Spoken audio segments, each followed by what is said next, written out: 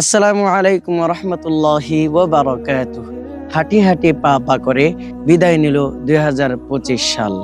আমাদের মাঝ থেকে একটি বছর বিদায় নিল মানে নতুন একটি বছর আমাদের মাঝে আগমন করছে।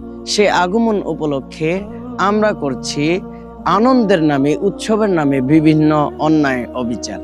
যদি বলি কেমন, 31st নাইট, যেটাকে আমরা উৎসবে পালন করে বলি হ্যাপি নিউ ইয়ার। সে 31st নাইট 31শে ডিসেম্বর রাত 12টার পরে আমরা শুরু করি বিভিন্ন রকমের অন্যায়, আতশবাজি, ফটকাবাজি, গান বাজনা, হই হুল্লোড় ইত্যাদি ইত্যাদি। আমরা কি জানছি যে এগুলো কাদের কালচার?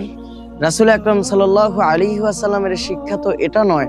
রাসূল আকরাম সাল্লাল্লাহু আলাইহি ওয়াসাল্লামের দেওয়া শিক্ষা তো এটা নয় যে আমরা আমাদের আনন্দের জন্য আমরা বিভিন্ন পশু পাখিদেরকে কষ্ট দিব।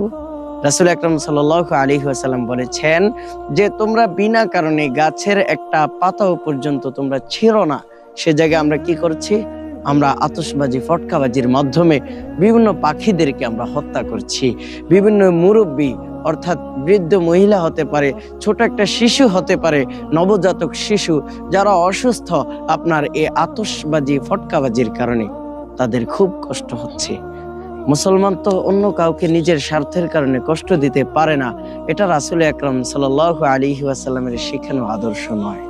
তাই আমাদের লক্ষ্য রাখা উচিত যে পশ্চিমাদের কালচার অনুযায়ী চলতে গিয়ে না জানি আমরা কত কত অন্যায় করে ফেলছি। একটি বছর বিদায় নিল, তার মানে আল্লাহ রাব্বুল আলামিন যদি আমাদেরকে হায়াত দিয়ে দুনিয়াতে পাঠান 60 বছর, যদি একটি বছর কমে যায়, আমাদের হায়াত এখন হয়ে গেল 59 বছর। তার মানে আমার জীবন থেকে একটি বছর শেষ। সে অনুযায়ী তো আমরা নিজেদের প্রতি নিজেদের আফসোস হওয়ার কথা। হায়, আমরা কি করলাম এই একটি বছরে? কত অন্যায় করলাম, কত অবিচার করলাম, কত গান শুনলাম, কত নামাজকে ফাঁকি দিলাম, কত আল্লাহ রাব্বুল আলামিনকে ফাঁকি দেওয়ার নামে নিজেকে ফাঁকি দিলাম। এগুলো চিন্তা করার কথা ছিল। আমাদের প্রার্থনা থাকার কথা ছিল এমন, ইয়া রাব্বুল আলামিন, আপনি আমাদেরকে ক্ষমা করে দিন। আমাদের মাঝ থেকে একটি বছর চলে গেল। আল্লাহ, আপনি চাইলে আপনার গুনাহগার বান্দাকে ক্ষমা করে দিতে পারেন। এটা বলে তো আমরা কান্নাকাটি করার কথা ছিল, আমরা তো সিজদাতে থাকার কথা ছিল, আমরা তো আল্লাহর কাছে ক্ষমা চাওয়ার কথা ছিল। কেন আমরা দিন দিন এভাবেই নিজেকে বিলিয়ে দিচ্ছি, এভাবেই নিজেকে শেষ করে দিচ্ছি ডিজিটালের মাধ্যমে, ডিজিটাল যুগের নামে, ডিজিটাল শয়তানির মাধ্যমে? আল্লাহ রাব্বুল আলামিন আমাদেরকে ক্ষমা করুক। আসুন আমরা এই রাত্রিটা নিজের আনন্দ মতে উদযাপনে নয়, আমরা তাহাজ্জুদের সিজদার মাধ্যমে, আমরা আল্লাহ রাব্বুল আলামিনের কাছে ক্ষমা চাওয়ার মাধ্যমে নিজের জীবনটাকে, কান্নাকাটি রোনাজারের মাধ্যমে আমরা নিজের জীবনটাকে শুরু করি।